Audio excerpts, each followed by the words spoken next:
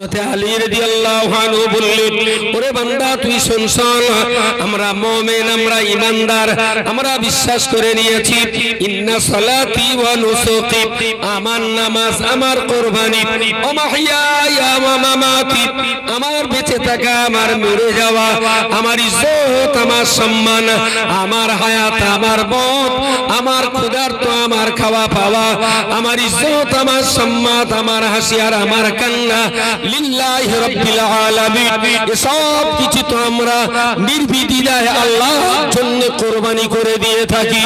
জোরে বলুন সুবহানাল্লাহ। তবে বান্দা তুমি মনে রাখবে, আমি তোমাকে কতল করতে চেয়েছিলাম আল্লাহর রাস্তে। যদি আল্লাহর রাস্তে তোমায় কতল করতে পারতাম, হাসরের মহামাঠ ময়দানে আল্লাহ পাক রব্বুল আলামিন আলীর মতো বান্দাটাকে মুজাহিদিন আর গাজী, মুজাহিদিন এবং গাজী বান্দাদের তালিকায় আমি আলী আমার নামটা লেখা থাকবে। কিন্তু আমার মুখে থুতু দেওয়ার কারণে তোর উপরে যেই ব্যক্তিগত রাগের জন্ম হলো, আর ব্যক্তিগত রাগের প্রতিশোধে যদি তোকে আমি মারতে যাই, হাসরের মহামাঠ ময়দানে আল্লাহ পাক আমি আলীকে খুনি আসামিদের তালিকায় নাম লিখে দেবে।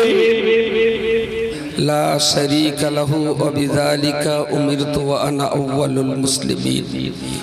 وقال في آية أخرى إن الله اشترى من المؤمنين أنفسهم وأموالهم بأن لهم الجنة يقاتلون في سبيل الله فيقتلون ويقتلون وعدا عليه حقا في التوراة والإنجيل والقرآن صدق الله مولانا العظيم وصدق رسوله النبي الكريم।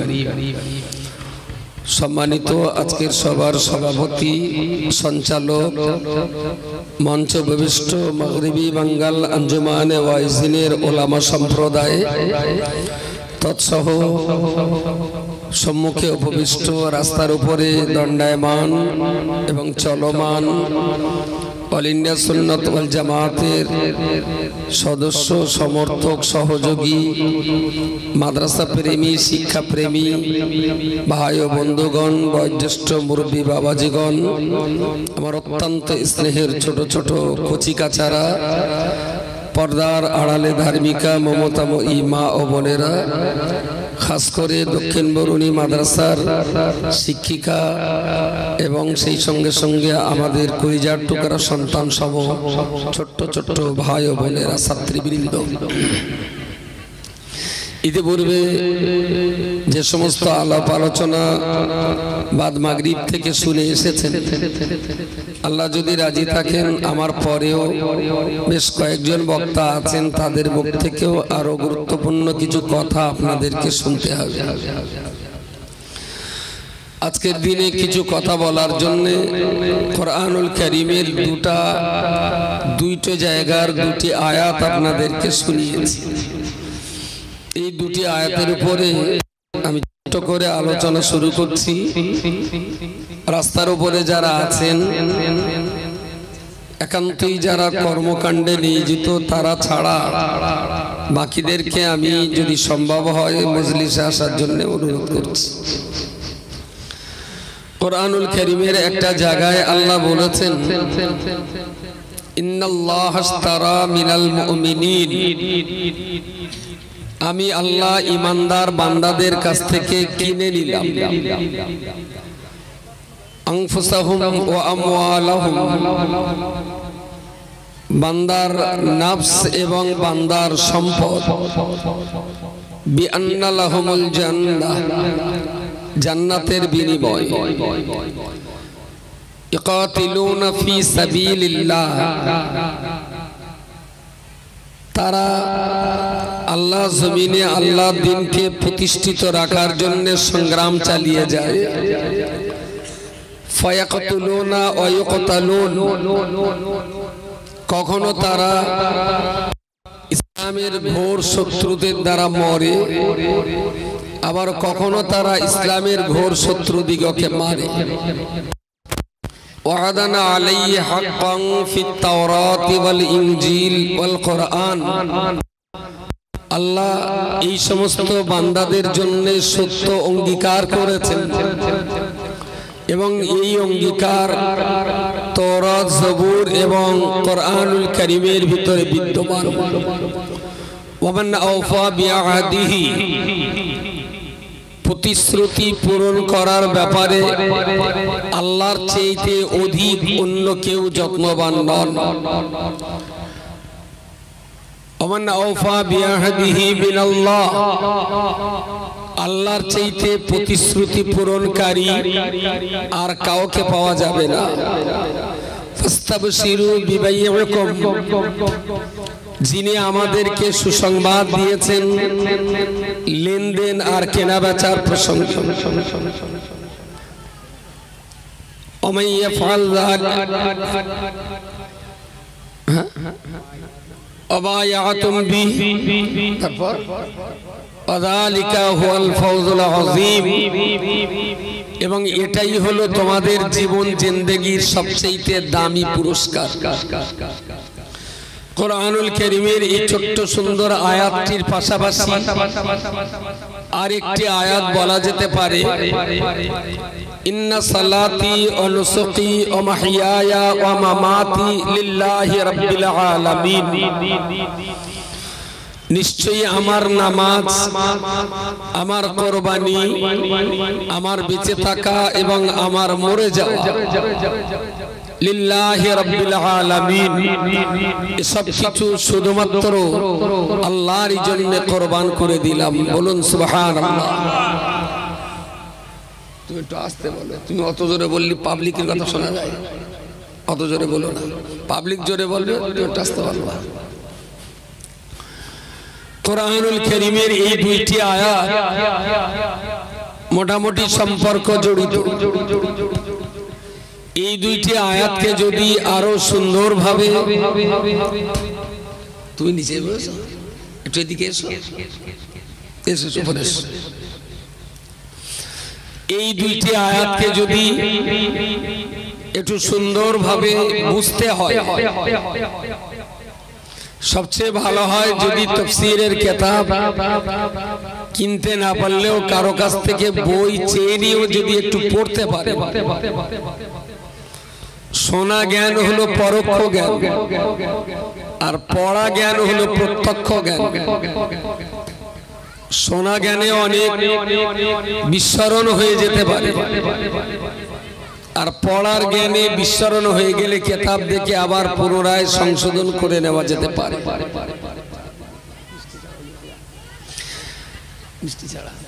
ঠিক এই জায়গায় দাঁড়িয়ে আমি আজকে আপনাদের তাফসীরের কিতাব পড়াতে আসি, আর পড়াবার মতন যোগ্যতাও আমার নেই। শুধুমাত্র অন্যান্য তাফসীরের কিতাবগুলো পড়ে যেটা উপলব্ধি হয়েছে, এই দুইটি আয়াত সম্পর্কে আপনাদেরকে কিছু দিতে এসেছি আর কিছু নিতেও এসেছি। দেওয়া বলতে যেটা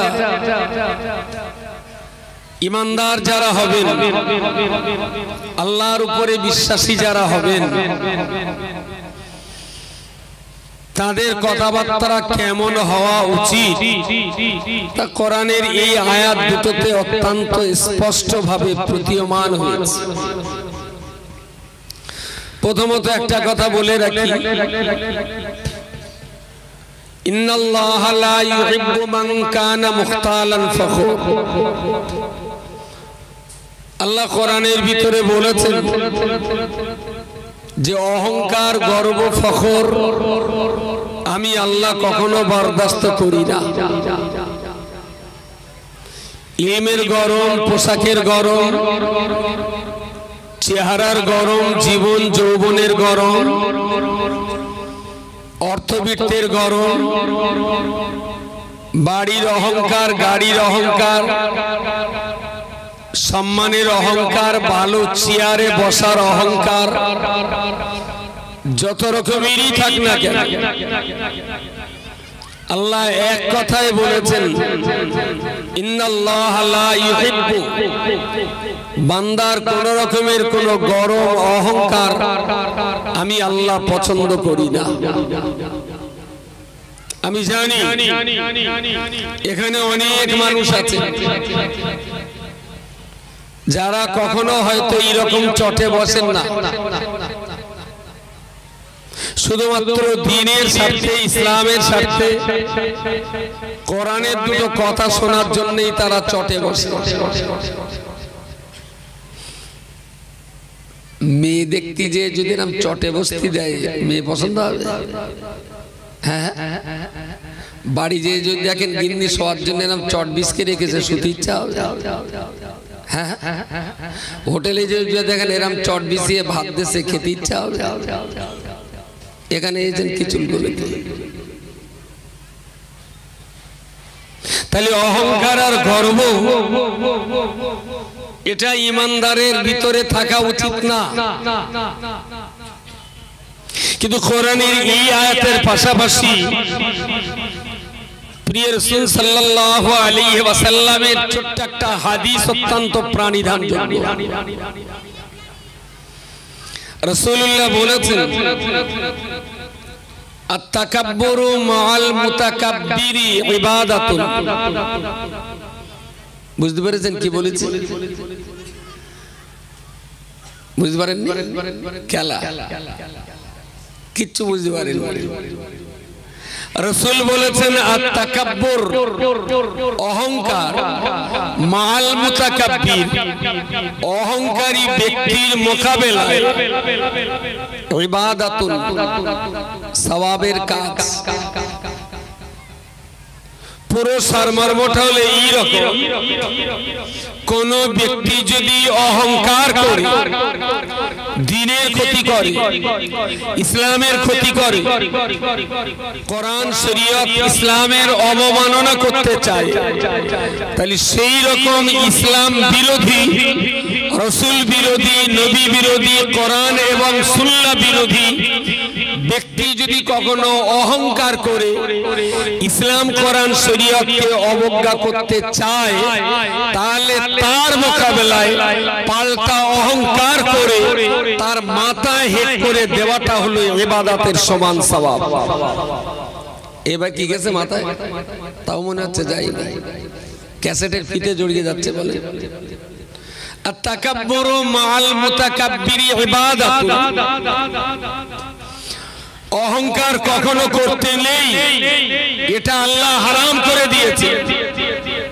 কিন্তু যখনই দেখবে কোন বেদিন, কোন কাফির, কোন মুশরিক ইসলামের বিরুদ্ধে অহংকার করে ইসলামকে ছোট করার চেষ্টা করছে, ঈমানদার হিসেবে আপনার জন্য তখন অজীব হয়ে যায় ইসলামকে ছোট করা ওই অহংকারী ব্যক্তির মোকাবেলায় পাল্টা অহংকার করে তার মাথাটা নিচু করে দেওয়াটা মুমিন ব্যক্তির জন্য রাসূল বলেছেন ইবাদত।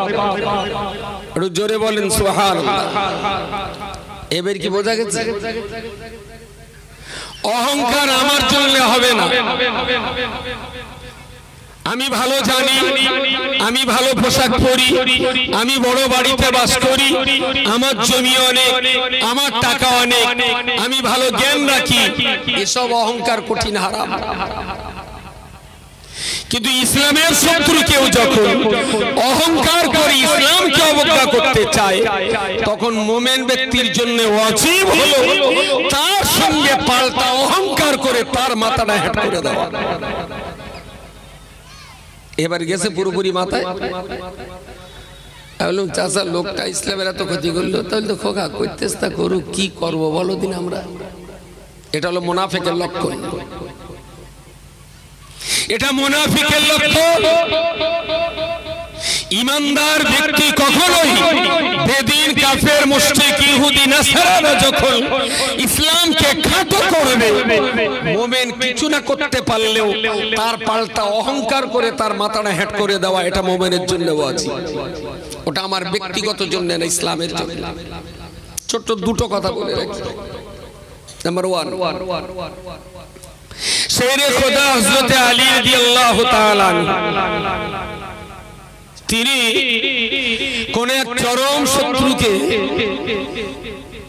রাসূলুল্লাহর জানি দুশমন, এবং ইতিপূর্বে অনেক মুসলমানকে সে হত্যা করেছে। তো তাকে হযরত আলী ধরে চিৎ করে বসিয়ে চিৎ করে শুইয়ে বুকের উপরে চড়ে বসেছে। খাপ থেকে তলোয়ার বার করে ওর বুকে বসে ওরে কতল করবে। যেহেতু ইতিপূর্বে অনেক কতল করেছে, ওরও কতল পাওনা হয়ে গেছে। ও দেখলো চিতয়ে শুয়ে আলীর মুখ পানে তাকালো, যে আলীর চোখ মুখের যা চাওনি, তাতে আর 2 মিনিটের বেশি পৃথিবীতে আমার বাঁচার কোনো জায়গা নেই। এই চরম মুহূর্তে গালের ভিতরে যা একটু রস ছিল ওইগুলো একটু এক জায়গায় করে ভাবলো আলী তো বড় বীর পালোয়ান, মরে তো আমি যাব, ওর মুখে এক গাল থুতু দেতাই মরব। তাতে একটা জিনিস হোক, আলীর রাগ বেড়ে যাবে আর আমারে ধড়ার মাথা একে কোপে আলাদা করে দেবে, তাহলে মরণটা তাড়াতাড়ি হবে, কষ্টটা কম হবে। আর যদি টুকটুক করে কোপায় তা কতক্ষণ যে যন্ত্রণা হবে তার ঠিক নেই। গাল ভর্তি থুতু নিয়ে আলীর মুখে দেবার তার চিন্তা এইটা। আর একটা মনে মনে চিন্তা করলো, যদিও আলী আমার বুকের উপরে বসে, কিন্তু ইতিহাসের পাতায় লেখা থাক আমি আলীর মতন পালোয়ানের মুখে থুতু দেবার যোগ্যতা রাখি। বুঝতে পারেন? তাহলে এক থুতুতে ও দুটো জয় করবে। একটা হলো আমার মরণটা তাড়াতাড়ি হোক, দ্বিতীয় হলো ইতিহাসের পাতায় লেখা থাক আলীর চাইতে আমার সম্মান কম ছিল না, আমি আলীর মুখে থুতু দিতে পারতাম না। এটা ইতিহাসে লেখা থাকে। এখন আলী রাদিয়াল্লাহু আনহু পিছন থেকে তলোয়ার বার করে যখন ওর গলায় কোপ চালাতে যাবে, ঠিক সেই তর্কে গল ভর্তি থুতু আলীর মুখে নিক্ষেপ করল। হযরত আলী থমকে গেলেন, নীরব হয়ে গেলেন, কিংকর্তব্য বিমূঢ় হয়ে গেলেন। কয়েক সেকেন্ড ভাবনা চিন্তা করেই তলোয়ারটা পাশে ফেলে দিয়ে বুকের উপর থেকে সরে দাঁড়িয়ে ওকে বললেন, বলল বাড়ি যা। লোকটা হতবাক হয়ে আলীর মুখ পানে চেয়ে, যে আমি যে চিন্তায় থুতু দিয়েছিলাম ও তো আমারে তাড়াতাড়ি খুন করে দেবে, মানলো না কেন? আলী বলছেন বাড়ি যা। লোকটা যায় না, অথচ তাড়া ধরার সময় খুব তাড়িয়ে ধরতে হয়েছিল। আরে এখন ছেড়ে দিয়ে বলছেন চলে যা, কোনো মতেই আর যায় না। বলছে আমি যাবো, তো আমার একটা কথার উত্তর দিতে হয়। কি? বলছে আপনি তো আমার খুন করার জন্য চিৎ করে শুইয়ে ফেলে বুকে চড়ে বসলেন, কিন্তু না মেরে ছেড়ে দিলেন কেন? হযরত আলী রাদিয়াল্লাহু আনহু বললেন, তা তুই আমার মুখে থুতু দিলি কেন সেইটা আগে বল।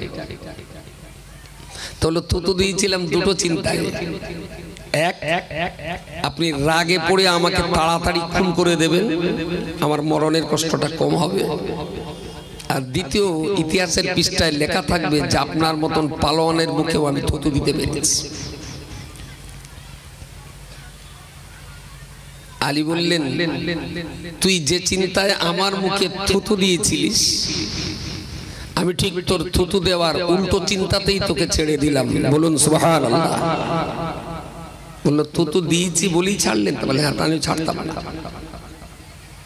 বলছে সত্যি থুতু দিয়েছি বলেই ছাড়লেন? বলে হ্যাঁ, তাহলে তোর এখানে কুপকি শেষ করে দিত। তাহলে আপনার মুখে যে চিন্তায় থুতু দিয়েছিলাম আমি, আর কোন চিন্তায় আপনি আমাকে ছাড়লেন? আল্লাহ নবী সাহাবী আলী রাদিয়াল্লাহু আনহু চরম শত্রুতার মুখের কাছে দাঁড়িয়ে বললেন, ওরে আল্লাহর দুশমন, নবীর দুশমন, বিশ্ব নবীর জানি দুশমন, ইসলামের পথের কঠিন কাঁটা, আমি তোমাকে বলি শোনো, তুমি অনেক মুসলমানকে হত্যা করেছো, মুসলমানদের অনেক সম্পদ তুমি নষ্ট করেছো। তোমার সেই হত্যার পাল্টা আজ আমি তোমাকে হত্যা করতে গিয়েছিলাম। আমার হত্যার ইচ্ছা ছিল, আল্লাহ দ্বীনের স্বার্থে আমি হত্যা করতে চেয়েছিলাম, আল্লাহর নৈকট্য হাসিল করার স্বার্থে।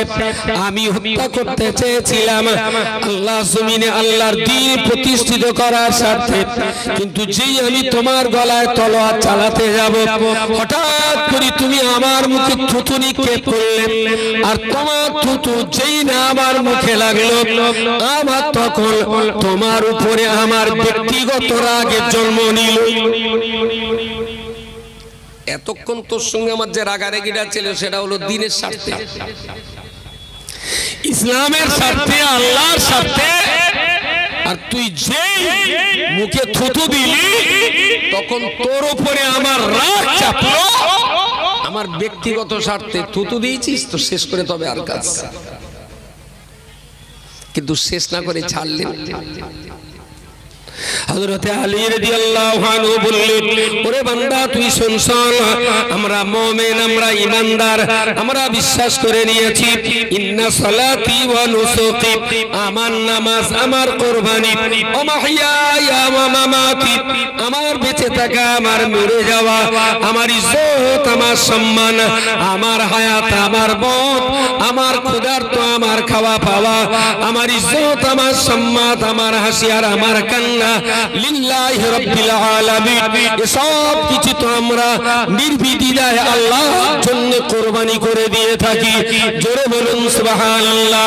তবে বান্দা তুমি মনে রাখবে, আমি তোমাকে কতল করতে চেয়েছিলাম আল্লাহর রাস্তে, যদি আল্লাহর রাস্তে তোমায় কতল করতে পারতাম, হাসরের মহামাঠ ময়দানে আল্লাহ পাক রব্বুল আলামিন আলীর মতো বান্দাটাকে মুজাহিদিন আর গাজী, মুজাহিদিন এবং গাজী বান্দাদের তালিকায় আমি আলী আমার নামটা লেখা থাকবে, কিন্তু আমার মুখে থুতু দেওয়ার কারণে তোর উপরে যেই ব্যক্তিগত রাগের জন্ম হলো, আর ব্যক্তিগত রাগের প্রতিশোধে যদি তোকে আমি মারতে যাই, হাসরের মহামাঠ ময়দানে আল্লাহ পাক আমি আলীকে খুনি আসামিদের তালিকায় নাম লিখে দেবে। এই আমি খুনি আসামি হতে চাই না, তাই তো ছেড়ে দিয়েছি। তবে তো সাবধান করছি, সামনের দিন আমার সামনেটা আপনি আসবি, আমি তো সুযোগ পেলে আবার মারবো। তোর উপরে আমার ব্যক্তিগত যে রাগটা আছে মুখে থুতু দেওয়ার কারণে, এই রাগটা মেটা পর্যন্ত যতদিন না মেটবে আমি ততদিন তোর মারবো না।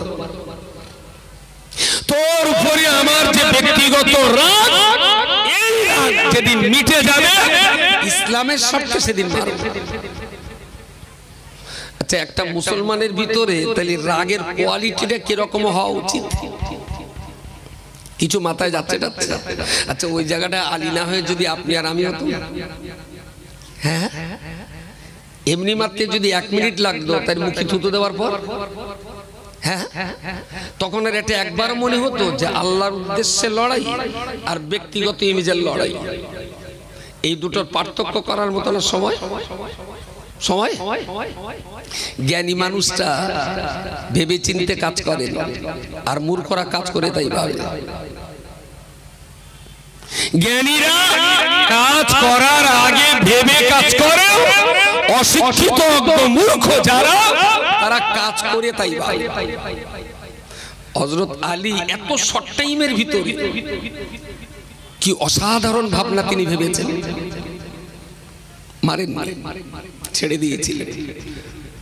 অবশ্য কোন কোন বর্ণনা এসেছে পরবর্তীকালে সেই লোকটা আবার ইসলামের কলমা পড়ে মুসলমান হয়েছিলেন। সুবহানাল্লাহ, সুবহানাল্লাহ। হ্যাঁ সত্যি, এদের জান, এদের প্রাণ, এদের অর্থ, এদের সম্পদ, এদের টাকা পয়সা, জমি জায়গা, এসব কিছু এরা শুধু আল্লাহর জন্যই দিতে পারে, আর কারোর জন্য না। হযরত আলীর এই কথাটা যদি পারেন জীবনে কাজে লাগাবেন। রাগ হয়ে গেলে প্রতিফলন ঘটাতে নেই। মাঝে মাঝে লোকে বলে, হুজুর ফেসবুকে না আপনার বেজম্মা বলে, হুজুর আপনার না খায়কারের ছেলে বলে, হুজুর আপনার না খানায় পড়া বলে, হুজুর কিছু একটু বলেন, চুপ করে রয়েছেন। যখনই বলে তখন আলীর কথাটা মনে হয় যে ও যে খানায় পড়া বলল, আর আমি পাল্টা যদি ব্যক্তিগত রাগের প্রতিফলনটা ঘটাই, তাহলে এটা কি জিহাদ হলো? এটা খুচরো ছেলেপিলে আছে, খুব রেগে যায়। বলতে হুজুর এত কয়েকার সয়াকার দিচ্ছে তা কিছু একটু বলেন, মানে আমি তোরকে বুঝিয়ে উঠতেই পারি না যে কেন গাল বন্ধ করতে থাকি। আলী হতে পারবো না, আলী হতে পারবো না, এটা 100% সঠিক। তবে মহাজ্ঞানী মহাজন যে পথে করে গমন হয়েছেন প্রাতঃস্মরণীয়, সেই পথ লক্ষ্য করে চিরকীর্তি ধ্বজা ধরে আমরাও হব বরণীয়। অত বড় কিছু আমরা হতে পারবো না, সে স্বপ্ন দেখিনি, কিন্তু তারা যে পথটা ধরেছেন তাদেরকে জগতের মানুষ স্মরণযোগ্য করেছিলেন। আমাদেরকে যদি আমরা সেই পথটাও ধরে যেতে পারি, জগৎ আমাদের সকল সন্ধ্যা স্মরণ না করলেও জীবনে একদিন না একদিন অন্তত বরণটুকুও করবে। তাই শুধু পথটা ধরার জন্যই পাল্টাক্রমণ করার চেষ্টা করি না। তা নইলে ক্ষয়াকার সয়াকার আমি তো বাঙালির ছিল, সব আমি জানি না, ভালো জানি, ওসব বলতে পারি না, খুব ভালো পারি। যারা দেখছে তার কাছে আমি আরো ভালো পারি। শুধু একটাই কারণে যে নিজ ব্যক্তিগত আক্রমণ করেছে, আমি ওর ব্যক্তিগত আক্রমণ প্রতিহত করে খুনি আসামির তালিকায় নাম লেখাতে চাই না। প্রিয় শ্রোতা মণ্ডলী, মনে রাখুন আল্লাহ পাক রব্বুল আলামিন কোরআন শরীফের অপর একটা জায়গায় বলেছেন, ইন্নাল্লাহ আশতারা মিনাল মুমিনিন, আমি আল্লাহ পাক রব্বুল আলামিন ঈমানদার মুমিন বান্দাদের কাছ থেকে ওদের নফস এবং অর্থবিত্ত, ওদের দেহ আর ওদের অর্থবিত্ত, এই দুইটা জিনিসকে আমি আল্লাহ কিনে নিলাম। বিআন্না লাহুমুল জান্নাত, আমি আল্লাহ ওদেরকে জান্নাত বিক্রি করলাম, আর ওদের কাছ থেকে ওদের দেহ আর অর্থ কিনে নিলাম। ঈমানদার মুসলমানেরা আল্লাহর কাছে জান্নাত আর দেহ বিক্রি করে দেয়, আর আল্লাহর কাছ থেকে জান্নাতটা ঈমানদারেরা কিনে নেয়। আর আল্লাহ পাক রব্বুল আলামিন ঈমানদারের কাছে জান্নাত বিক্রি করে ঈমানদার মুমিন ব্যক্তিদের কাছ থেকে মুমিন ব্যক্তির অর্থবিত্ত সম্পদকে আল্লাহ কিনে নেন। মাথায় গেছে, ঘোড়ার ডিম গেছে। ক্লাসে বসে কত ঝাঁটালাতি খেয়ে তাই বুঝতে পারতুম না, আর আপনি চটে বসি 5 মিনিটই বুঝে যাবে কি তেলপেনা কলের গান।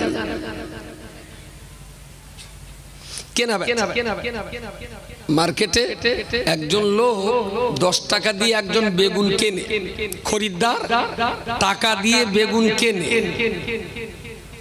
আর দোকানদার বেগুন বেচে টাকা কেনে। এবার গেছে, খরিদ্দার টাকা বেচে বেগুন কেনে, আর দোকানদার বেগুন বেচে টাকা কেনে। কখনো কখনো এতে অর্থ হয়, ভাই আমি তোর 2 কেজি আলু দিচ্ছি, তুই আমার 1 কেজি বেগুন দে, হয় না? মোটামুটি একটা বাজার দর ঠিক করে নেয় যে বেগুনের দাম তো এইরকম, চালের দাম এরকম, হ্যাঁ ঠিক আছে আমি তোমার 1 কেজি চাল দিচ্ছি, তুমি আমার 2.5 কেজি বেগুন দাও, হয়তো নাকি? কেউ চাল কেনে আর কেউ বেগুন কেনে, তাই না? হাটের ভেতরে আমার মাছের দোকান আর আপনার খাবারের দোকান।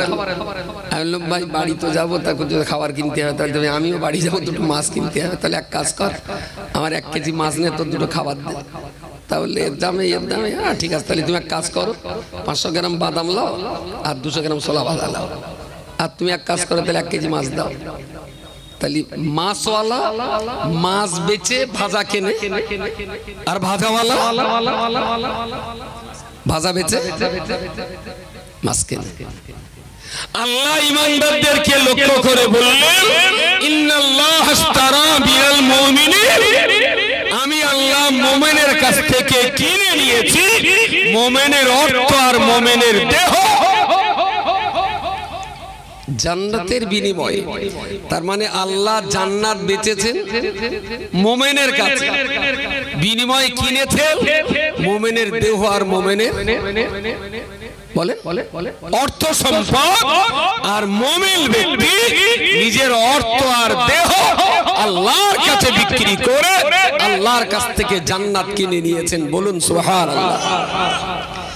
আমি মোবাইলটা খরিদ্দার দেখি 3,500 টাকা দাম বলে, তেমন আজকে কেউ যদি 4,000 টাকা দেয় তা তার দিয়ে দেবো, তবে এর মালজালগুলো বের করে দেবো। বের করা মানে একবার ফরম্যাট মেরে দেবো, যেভাবে আছে এইভাবে দেওয়া যাবে। আধ ঘন্টা খানি সময় দিলে এটা একটা ফরম্যাট মেরে দেবো, আপনি কি শুধু সাদা দেখবেন বাড়ি খুলে, না আমার মালপত্র তোমার দেবো কেন?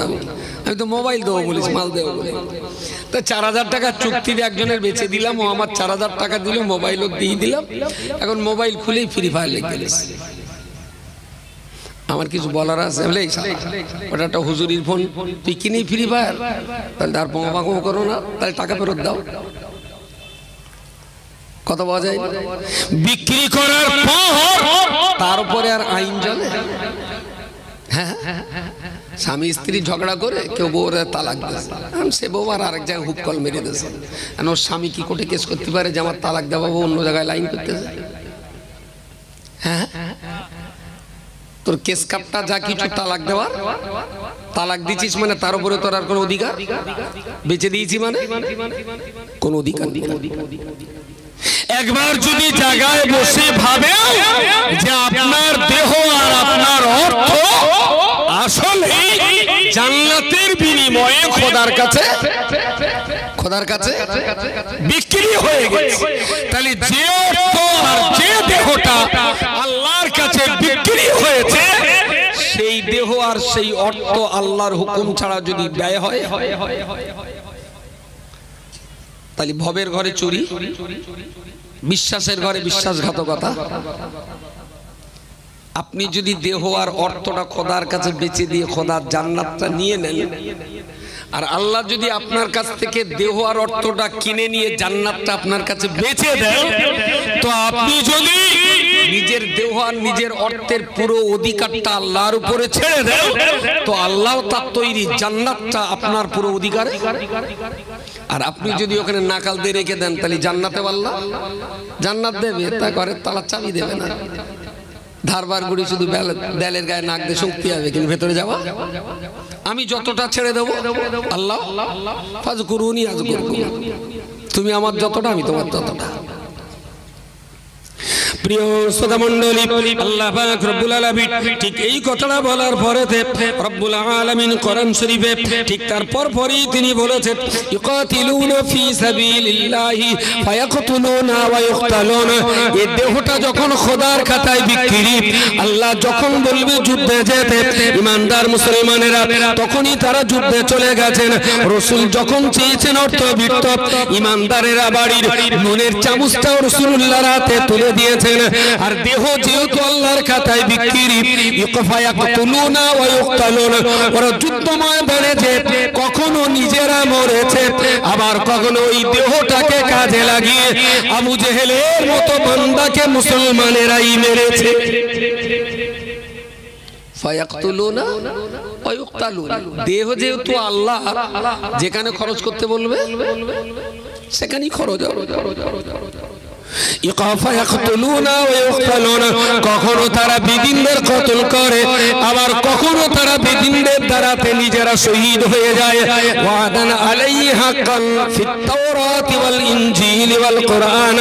আল্লাহ পাক বান্দার বিশ্বাস যাতে বেশি সৃষ্টি হয় ঈমানদারের ভিতরে, আর অধিক পরিমাণ যাতে বিশ্বাস তৈরি হতে পারে, তার জন্য আল্লাহ বলেছেন এই ওয়াদাটা তাওরাত কিতাবে আছে, ফিত তাওরাতি ওয়াল ইনজিল ওয়াল কুরআন। এই ওয়াদা ইনজিলের ভিতরে রয়েছে, এই ওয়াদা তাওরাতের ভিতরে রয়েছে। যারা অর্থ দেহ আমি আল্লাহর কাছে বিক্রি করে দেবে, আমার ওয়াদা আমি আল্লাহ বলছি, আমার ওয়াদা আমার জান্নাত তাদের কাছে বিক্রি হয়ে গেল। একটু ভক্তি করে বলা যাবে সুবহানাল্লাহ। এই চ্যানেলটা ভালো হয়েছে, দুই ধারের চ্যানেল। এমনি টায়ারের একটু বেশি চাপ মাঝখানেই পড়ে, আর সাইডে খুব একটা চাপ পড়ে না। তা সবাটা কি টায়ার ফেনা ভেবেছেন যে চাপ মাঝখানের উপর দিয়ে যাক? আচ্ছা, এই চ্যানেলটা বাদ দিয়ে দুই ধারের চ্যানেল বলেন দিনই সুবহানাল্লাহ। এই চ্যানেল আর ও চ্যানেল দুটি বন্ধ। এই চ্যানেলটা সবচেয়ে বেশি ভাগিবাস আমার ডানদারের চ্যানেল। ডানদারের চ্যানেলে আছেন যারা, একটু তাকবীর দেন, নারায়ে তাকবীর। এবার এই চ্যানেল নারায়ে তাকবীর। আচ্ছা, সত্যি করবেন, হেরেছেন না জিতেছেন? হ্যাঁ, কিরাম ছাগল আনা না গরু আনা? তুমি একটু ঠান্ডা, শেষ মোনাজাতের পরে তোমার টাইম।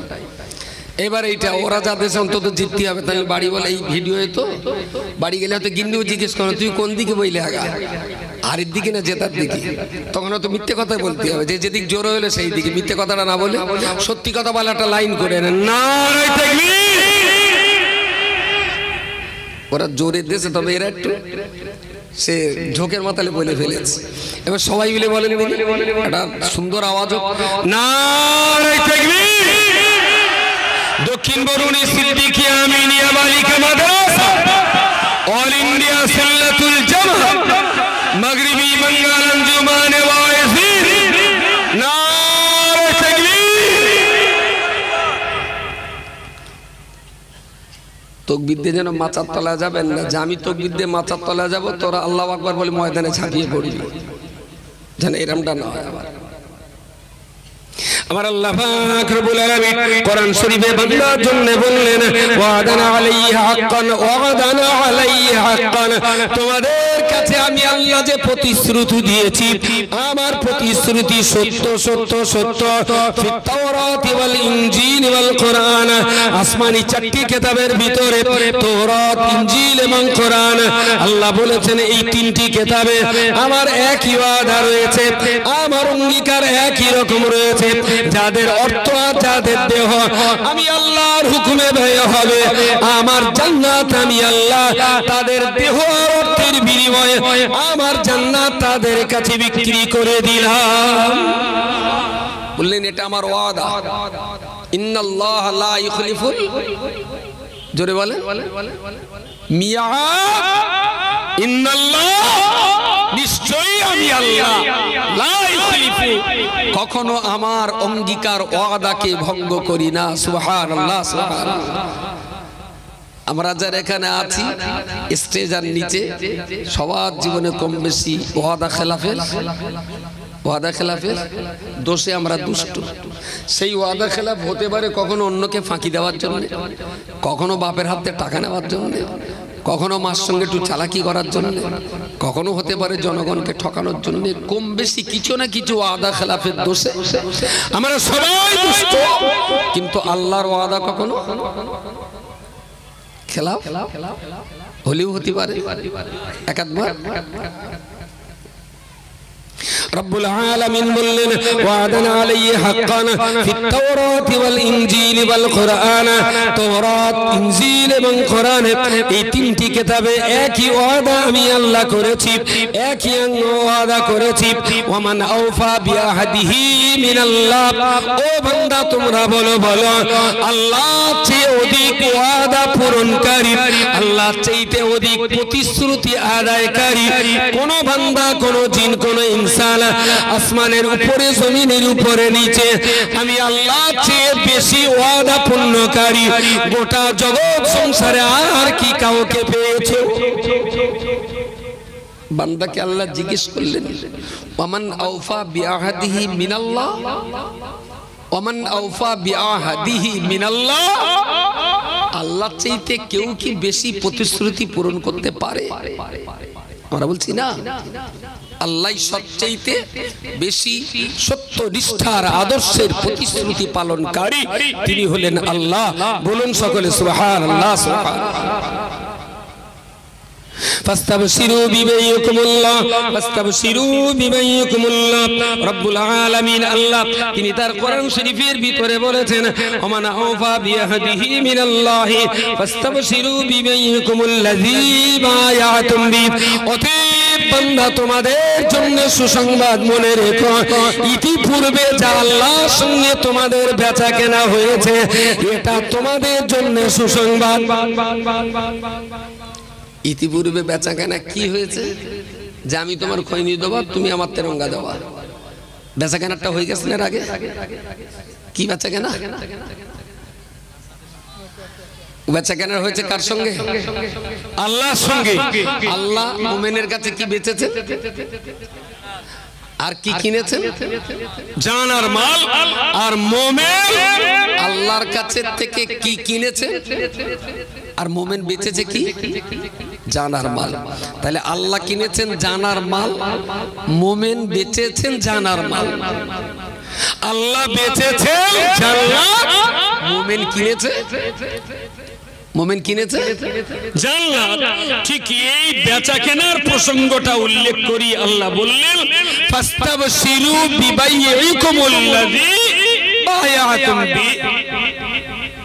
ইতিপূর্বে তোমরা আল্লাহর সঙ্গে যেটা কেনা বেচা করেছো তোমাদের জন্য সুসংবাদ যে আল্লাহ তোমাদের মাল কিনেছেন।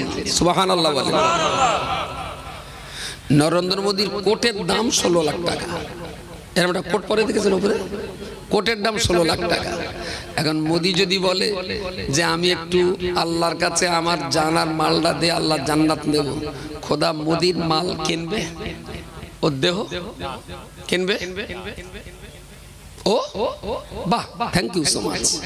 শ্রোতা হয়ে গেছে, আর কিছুদিন পরে আমাদের শ্রোতা ওয়াজ করতে পারবে ইনশাআল্লাহ। তাহলে পৃথিবীর জর্জ ফার্নাস আপনার तमाम দুনিয়ার বিল ক্লিনটন বলুন আর ইসরায়েলের বেনিয়ামিন নেতানিয়াহু বলুন আর तमाम দুনিয়ার যত বেদিন রাজা বাদশা মহারাজা যারা আছে ওরা 16 লাখ কেন 16 কোটি টাকার কোট পরেও যদি আল্লাহকে বলে যে আমি কলমা পড়িনি তাই কি আমার দেহটা তোমারে দিচ্ছি, তোমার জান্নাতটা আমারে দাও, আল্লাহ কি কোনো বেদিনী দেহ কিনবেন? 16 কোটি টাকার কোট পরেও যদি কোনো বেদিন বলে আমার দেহটা আল্লাহর জন্য দেব, আল্লাহ কিনবে? তাহলে আপনি রিকশা চালানো একজন মুমিন ব্যক্তি নিজের মূল্যটা জগতের কাছে না থাকলে জগতের মালিকের কাছে আপনার দাম কত একবার হিসাব করতে বলেছে। আপনি কেন হীনমন্যতায় ভোগেন আমি গরিব? আপনি কেন হীনমন্যতায় ভোগেন যে আমি চাষি? আপনি কেন নিজেকে দুর্বল ভাবেন যে আমার কোনো দাম নেই? আসলে যিনি আপনাকে চেনেন তিনি আপনাকে অনেক দাম দিয়েছেন। লাখো নরেন্দ্র মোদী যদি আল্লাহকে জীবন দিতে চায়, আল্লাহ কোনো বেদিনের অর্থ আর বেদিনের দেহ জান্নাতের বিনিময়ে কিনে নেবেন না। আপনি রিকশাওয়ালা, আপনার 50 টাকা আছে, আপনি রিকশাওয়ালা, আপনার দেহটা 56 কিলো ওজন আছে, ওই 50টা টাকা আর এই 56 কিলো দেহটা যদি আল্লাহর হুকুমের কাছে বিক্রি করতে পারেন তাহলে জান্নাত আল্লাহ আপনার কাছে বলেন বলেন তাহলে জান্নাতের দাম আপনার দেহ আর 50 টাকা নাকি তার চাইতে বেশি দাম? জান্নাতের দাম আপনার দেহ আর আপনার মালিকানা সত্ত্বে যে 50টা টাকা আছে ওইটাই। আল্লাহ পাক রব্বুল আলামিন ইমানদার বান্দাদের জন্য বললেন, ও বান্দা শোনো শোনো, ফাস্তাবশিরু বিবাইকুমুল্লাযী বায়াতুম বি। ফাস্তাবশিরু ফাস্তাবশিরু, তোমার কপাল ভালো, তোমার নসিব ভালো, তুমি সৌভাগ্যবান, তোমার জন্য সুসংবাদ। জিতি পূর্বের যা বেচা কেনা হয়েছে আল্লাহ পাক যে তোমার দেহটা কিনেছেন জান্নাতের বিনিময়ে, ও বান্দা এটা তো তোমার জন্য সুসংবাদ। আল্লাহর জান্নাত বিক্রি না করলে আল্লাহর কোনো ক্ষতি হবে না, কিন্তু তোমার দেহটা যদি না কেনে ক্ষতি তো তোমার। খোদার জান্নাত বিক্রি না হলে আল্লাহর কোনো লস, কিন্তু আপনার দেহ যদি খোদা না কেনে একটু অর্ধেক লস, গোটা লাইফ লস। ওয়ালিকা ওয়াল ফাউজুল আযীম, ওয়ালিকা ওয়াল ফাউজুল আযীম। আল্লাহ পাক বলে দিয়েছেন বান্দারে এটাই হলো তোমার জীবনে সবচেয়ে বড় সফলতা। তুমি ব্যবসায় কত লস খেয়েছো, জলকরে কত লস খেয়েছো, ইট ভাটায় কত লস খেয়েছো, পরীক্ষা দিয়েছো চাকরি পাওনি, ব্যবসা করতে যে হোঁচট খেয়েছো, ঘর বেঁধেছো নষ্ট হয়ে গিয়েছে, জলকর করেছো পাড় ভেঙে গেছে, ধান চাষ করেছো বর্ষায় মা আপনার সবজি ভেসে গেছে। ও বান্দা তুমি মনে রেখো তোমার জীবনের হাসি কান্না হাসি কান্না, জয় পরাজয়, জিতে যাওয়ার হেরে যাওয়া যাই কিছু হোক না কেন বান্দারে, তোমার জীবন জিন্দেগি সবচেয়ে সফলতা যে আল্লাহ পাক জান্নাতের বিনিময়ে তোমার দেহকে পছন্দ করেছেন, জান্নাতের বিনিময়ে আল্লাহ তোমার পকেটের 50টা টাকাই পছন্দ করেছেন। আর ওয়াযালিকা ওয়াল ফাউজুল আযীম। আল্লাহ পাক তোমার দেহ আর অর্থের বিনিময়ে জান্নাত তোমার কাছে বিক্রি করতে পেরেছেন। আল্লাহ জান্নাত না বেচলে আল্লাহর কোনো ক্ষতি হবে না, কিন্তু তোমার দেহটা যদি আল্লাহ না কেনেন বান্দা, তোমার গোটা জীবন তো বরবাদ হয়ে যাবে। ওয়াযালিকা হুয়াল ফাওজুল আযীম, এটাই হলো তোমার জীবন জিন্দেগীর সবচেয়ে বড় পুরস্কার। সুবহানাল্লাহ বলেন।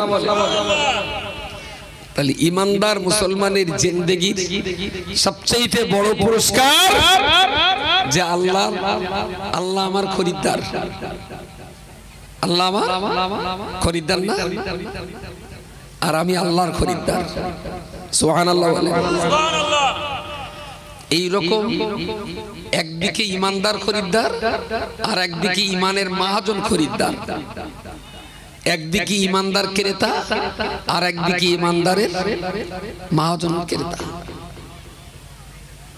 দেখেন আবারই অজকে টিকুটে মাঝখান দিয়ে দেবেন, ওই দেখো আল্লাহর খরিদ্দার বলে, বুঝতে পারেন? আহ 2-4 দিন ওর খানায় পড়াটা বলবে, কিন্তু এদের রাগ করার কোনো লাইন আছে? আচ্ছা আপনারা যদি পারমিশন দেন আমি আজকে তো রাগ করব, কি হবে তাতে? লাভটা কি হবে? আরো আমার ক্ষতি হবে। কাজের এদিকে কাজের সময় ওদিকে মাইনাস হয়ে যাবে, খোদার কাছেও খারাপ হয়ে যাবে। কি দরকার আছে? আর আমি তো একেবারে বেগুনা মাসুম না, আমারও তো প্রচুর গোনা। ওরা যদি খানায় পড়া টড়া বলে আমার খানিকটা ভাগ লাই তাতে, সুতরাং ওদের বলিস যদি সুযোগ পাস আমার পক্ষ থেকে বাটা সন্দেশ খাবিয়ে দে, আমার কাছে টাকা নিস। ওরা আমার চরম এবং পরম উপকারকারী বন্ধু। প্রিয় শ্রোতা মণ্ডলী, আমি আপনাকে বলতে চাইছি আল্লাহ পাকের সঙ্গে ইমানদার মুসলমানের কি গভীর সম্পর্ক আল্লাহ তৈরি করেছেন। ও বান্দা, মনে রাখতে হবে এই গভীর সম্পর্কের ভিতর দিয়েই কোরআনের যে আয়াতটা প্রথমে পড়েছিলাম, সেই রে খোদা আলীর কথা আমি বলেছিলাম। আলী রাদিয়াল্লাহু আনহু মারতে যায় তো আল্লাহর জন্য মারতে যায়, মরতে যান তো আল্লাহর জন্য মরতে যান। ব্যক্তিগত জীবনের আগের প্রতিশোধ নেওয়ার জন্য আলী কখনো মারিনি, আলী কখনো মরিনি। মার খেয়েছে তো আল্লাহর জন্য মার খেয়েছেন, কাউকে মেরেছেন তো আল্লাহর জন্য মেরেছেন।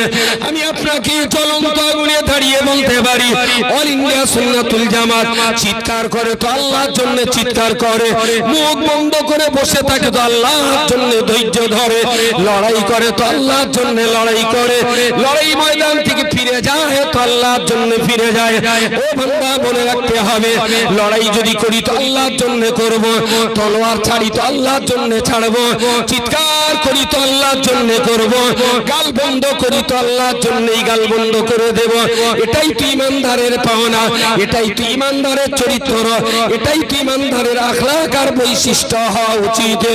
আলী রাদিয়াল্লাহু আনহু বললেন, ওরে আল্লাহর বান্দা, তুই যদি আমার মুখে থুতু না দিছিস আমি ইসলামের জন্য তোর কতল করি ছাড়তাম। মুখে থুতু দেওয়ার কারণে যেই তোর উপরে আমার ব্যক্তিগত রাগের জন্ম হলো, আমি ওই অবস্থায় যদি তোকে খুন করে দিতাম তাহলে আল্লাহ দরবারে আলী খুনি আসামি হয়ে যাবে। এতটা চিন্তা চেতনা ভাবনা মাথায় নিয়েই মুফতি আব্দুল কাইয়ুম সাহেবকে পা ফেলতে হয়, বুঝতে পারেননি? আর যাদের চিন্তা ভাবনার কিচ্ছু জায়গা নেই, মাঠের থেকে মদ্দা লোকটা বাড়ি এনে বউডার কাছে চাইলো এক গ্লাস পানি দাও দিন। বউডা পানি আনতে গেছে কলে, গিয়ে দেখে দুধের হাঁড়ি উঠলে যাচ্ছে, তাড়াতাড়ি করে গ্লাসটা রেখে হাঁড়িতে এক খাপলা পানি দিয়ে ওটা আবার লাভিয়ে রাখলে চুলো থেকে। ফের পানি আনতে গেল, গিয়ে দেখে ছেলে মেয়েটাও দেখি পায়খানা করে দু হাত দিয়ে ঘুরতেছে। পানিটা রেখে বাচ্চাটা ধরে আবার ধুইয়ে মুছে ঘরে তুলে দিলে। ফের পানি আনতে যাবে, যেই কলেটে হাত দিয়েছে দেখে ওদিকে বাছুর দড়ি ফসকে গাই গরুর দুধ খেয়ে নিচ্ছে। আর গ্লাসটা রেখে দড়িটা দিয়ে আবার বাছুরটা বেঁধে আসলে 5-7 মিনিট দেরি। পানি নিয়ে যে এসে মদ্দা লোকটার কাছে, খয়কারে মেয়ে কি করতিল, এতক্ষণ পানি চাইছি, কখনটা রেছিস, কখন যা, তালাক তালাক 3 তালাক। বুঝতে পারেননি? এটা কি শিক্ষিতের কাজ, জ্ঞানী লোকের কাজ? হুটপাট যারা মন্তব্য করে, বক্তব্য রাখে, উল্টো পাল্টা কথা বলে, এইরকম যেরকম হুটপাট বউ তালাক দিয়েছে, কখন শুনে নেবেন এসব পার্টি ওই রকম হুটপাট বলতে বলতে এরে খানায় পড়া ওরে এটা সেটা বলতে বলতে ফড়াং করে দেখবেন কবে বউ তালাক দেবে। বুঝতে পারেননি? আবার গিরিল মিস্ত্রি ডাকতে হবে ওয়েল্ডিং ঝালাই মারার জন্য, কারণ বলে বলে তো এরকম বলতে উল্টো পাল্টা বলতে বলতে এরকম বউটা ফড়াং করে তালাক দেবে। জ্ঞানী মানুষ ভেবে কথা বলে, আর অজ্ঞ ভণ্ড অশিক্ষিত ওরা বলে টলে তারপর নতুন কুটুম বাড়ি হাত দিয়ে বসে থেকে পায়খানার নলের গোড়া দিয়ে হু করে পানি পড়তেছে, বলে তাহলে হাগা শেষ হয়েছে তো পানি তো ফুরিয়ে যাবে না, তাহলে আগে সুচ খেলে, পায়খানার আগে সুচ খেলেছে, সুচকে আমাশার পায়খানা তো মিনিট 10 পরে পুরো পায়খানা হয়ে গেছে, বন্ধে হাতে থেকে পুরো ফাঁকা, এই সব বোনাস কি হবে? বুঝতে পারেননি? উনি তো পানিটা পড়ে যাবে, তা বেকার না পড়ে আগে সুচ খেলেই পরে পায়খানা হবে। এইবারে পানি খরচ করে পায়খানা বৃত্তি বসে শেষে তো লেবড়ি চেবড়ি কোনো লাইন নেই, তখন মনে হচ্ছে সালা এখানে যদি একটু টিপে ধরতুম তাহলে পানিটা তো থাকতো। আচ্ছা, ওই চিন্তার আর কোনো দাম আছে? চিন্তাটা যদি তুই ভাই সোচানোর আগে করতিস তাহলে পরে গিয়ে লেবড়ি চেবড়িটা অন্যের সঙ্গে অল ইন্ডিয়া সুন্নত জামাতের পার্থক্য এটাই, ওরা সুচকে তাই হাত দিয়ে বসে আর আমরা নলটা চেপে ধরে পায়খানা করে তাই সোচা দিয়ে বসি। প্রিয় শ্রোতা মণ্ডলী, মনে রাখুন, এত সময় ধরে বলার পরে আল্লাহর রাস্তায় আমি দাবি করছি আমাদের প্রতিষ্ঠানগুলোতে সেই যে 15 এবং 16 কার্তিক খাদিজা মাদ্রাসা দিয়ে জলসা শুরু হলো, 1 বছর টানা চলতে চলতে সর্বশেষ আমাদের জলসা চৈত্র বৈশাখ মাসে শেষ হয়ে যাবে। আজকে এখানে জলসা হচ্ছে 26 জন, আবার আরো মাদ্রাসাতে হবে, এক এক করে চলতে চলতে কোথাও ছেলেদের মাদ্রাসা, কোথাও মেয়েদের মাদ্রাসা, গোটা বাংলা জুড়ে আমি কেরালা সফর করে 2008 সাল থেকে আজ পর্যন্ত বহুবার আমি কেরালায় গেছি, তারাও বহুবার এসেছে।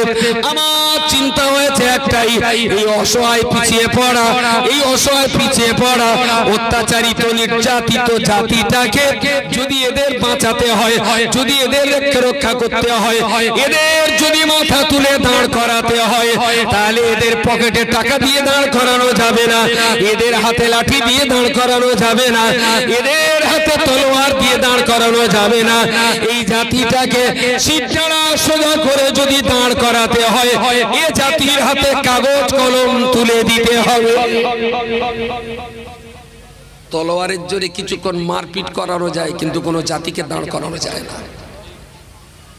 লাঠি দিয়ে কিছুক্ষণ একটা মানুষ সোজা হয়ে দাঁড়াতে পারে, কিন্তু লাঠির গোড়ায় ঘুম পোকা লেগে গেলে লাঠিও যায়, বুড়ো যায়। জাতিকে দাঁড় করাতে গেলে আল্লাহর ইলমে দ্বীন, লেখাপড়া, কোরআন সুন্নাহ ছাড়া দ্বিতীয় কোন রাস্তা আপনাদের কাছে খোলা আছে? বলুন, থাকলে সব মাদ্রাসা বন্ধ করে দেয় সেই পদ্ধতি, বলুন একটা। প্রিয়